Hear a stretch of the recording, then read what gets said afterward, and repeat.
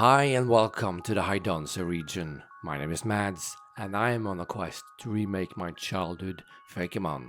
And with today's electrifying video, we will go into the future once again to create Pokemon based on speculative evolution from the book After Man.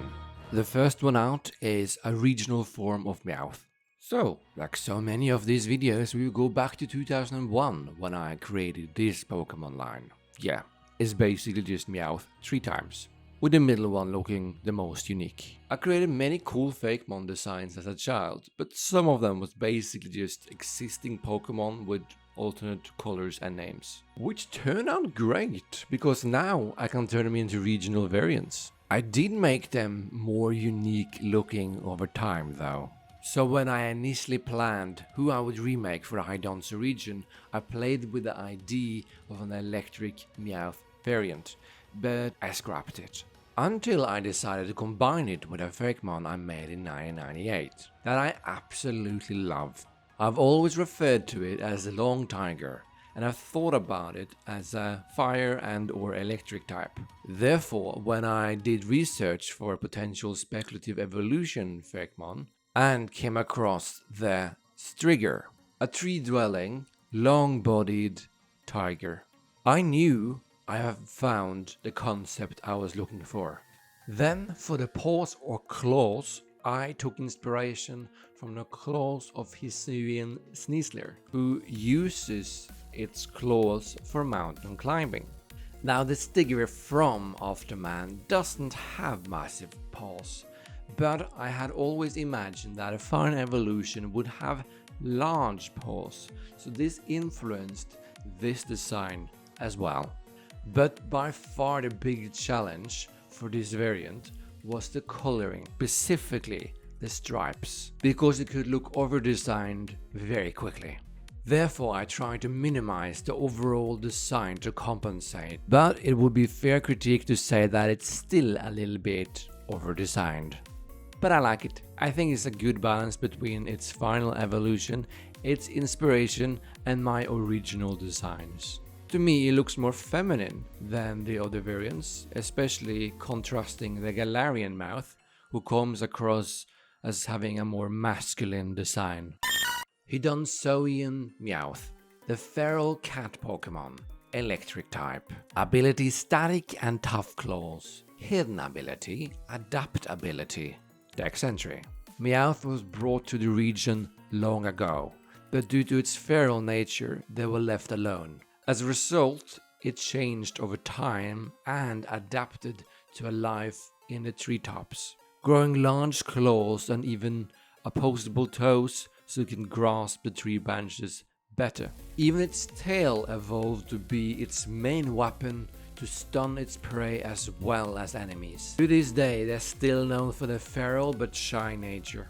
It is advised that inexperienced trainers leave the Hydonsoian Meowth alone. For the shiny is based on the 2001 to 2005 design of the middle evolution, the most unique looking out of the three. I think we all agree that it looks really cool. And maybe you think my Meowth variant is cool. I want to hear about it in the comments. Like and subscribe while you're there, because you don't want to miss out on future episodes, do you? And you especially don't want to miss out on its evolution. Hydonsoian Meowth evolves knowing the move Future Sight. This will give you Perstiger. I've been looking forward to create these Pokemon for so long. Since I absolutely love the original design from 1998, I just knew that it would look cool.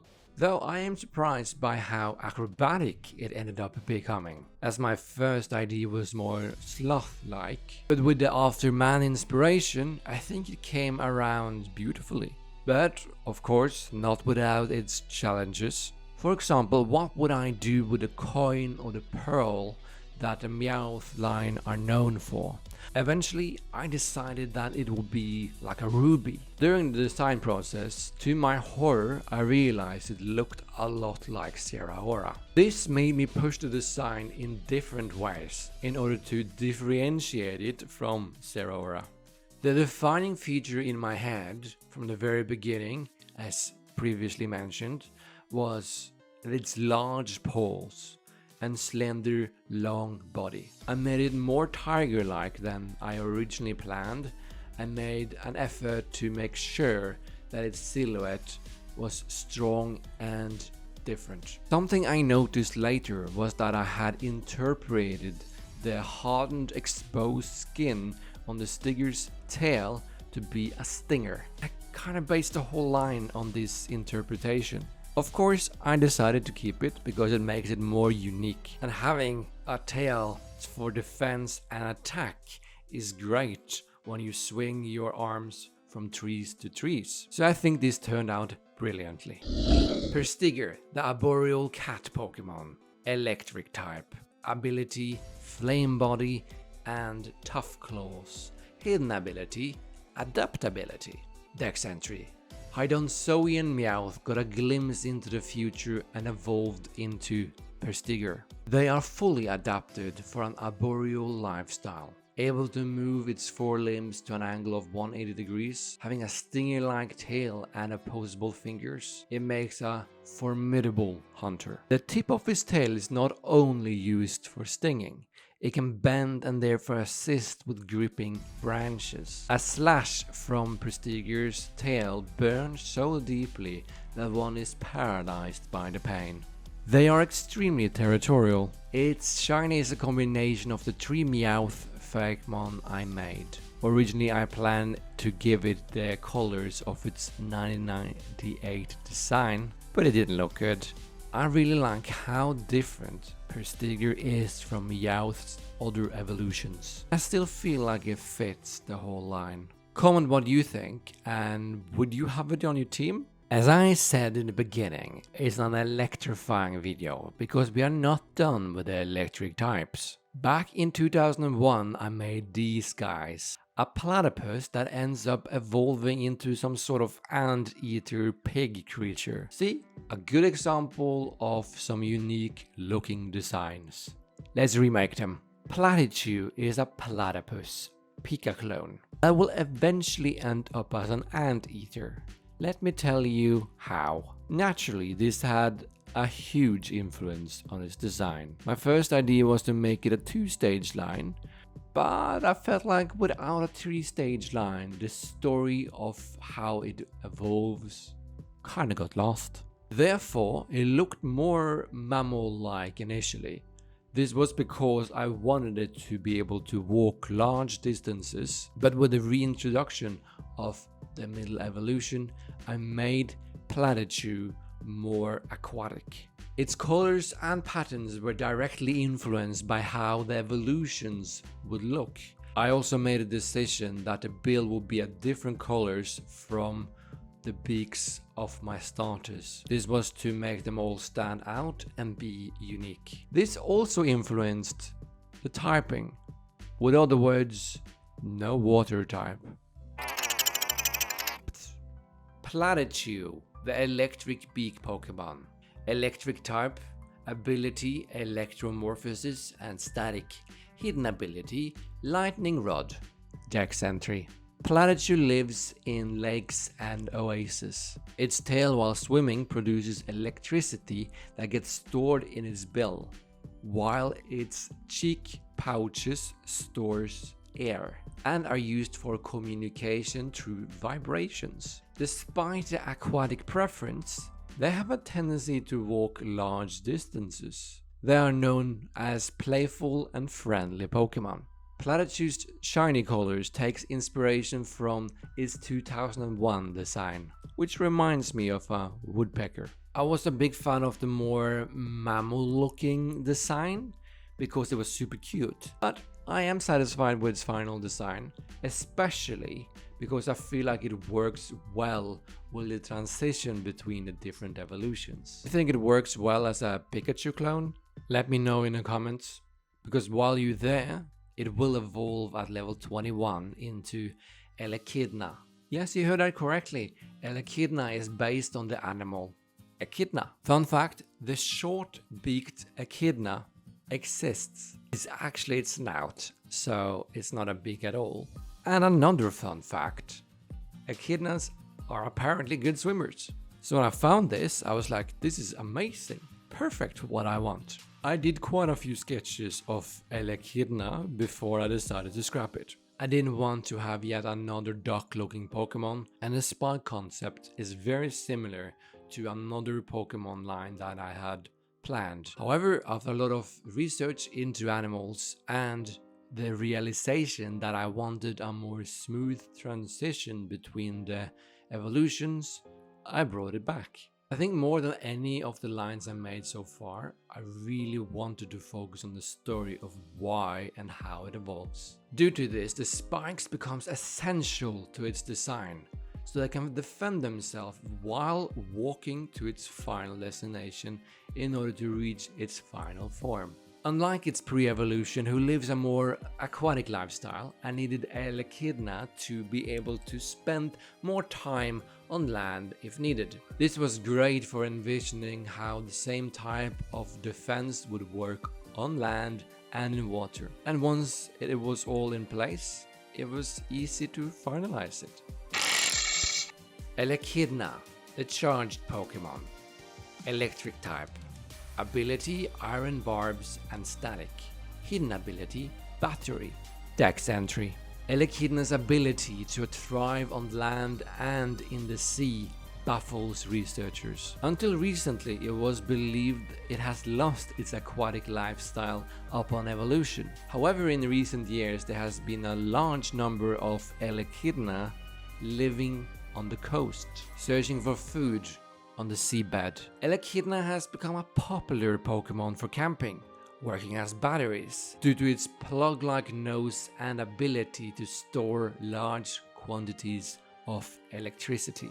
Some even forms a symbiotic relationship with Bicrop, who brings Eterna food in exchange for charging itself.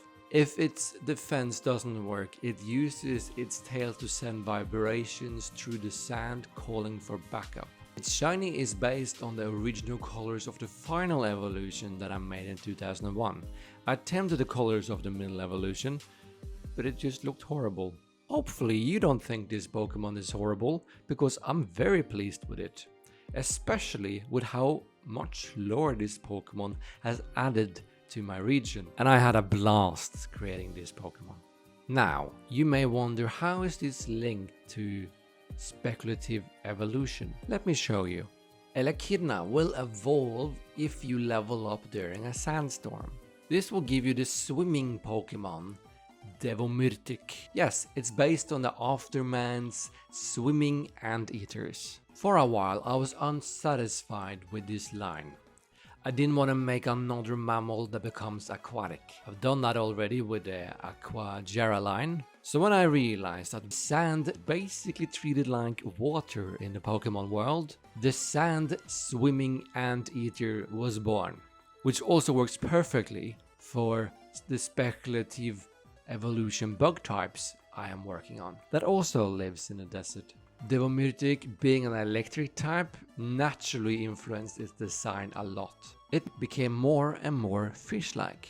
I wanted it to be like a shark or dolphin, where you can see its fin above water. The continuation of the beak design worked perfectly with the patterns that anteaters have, which resulted in a lightning pattern across its whole body. This cleaved its body in two, much like the tail of its original design. After that, it was just to make the proportion look good and give it a cool pose, and voila.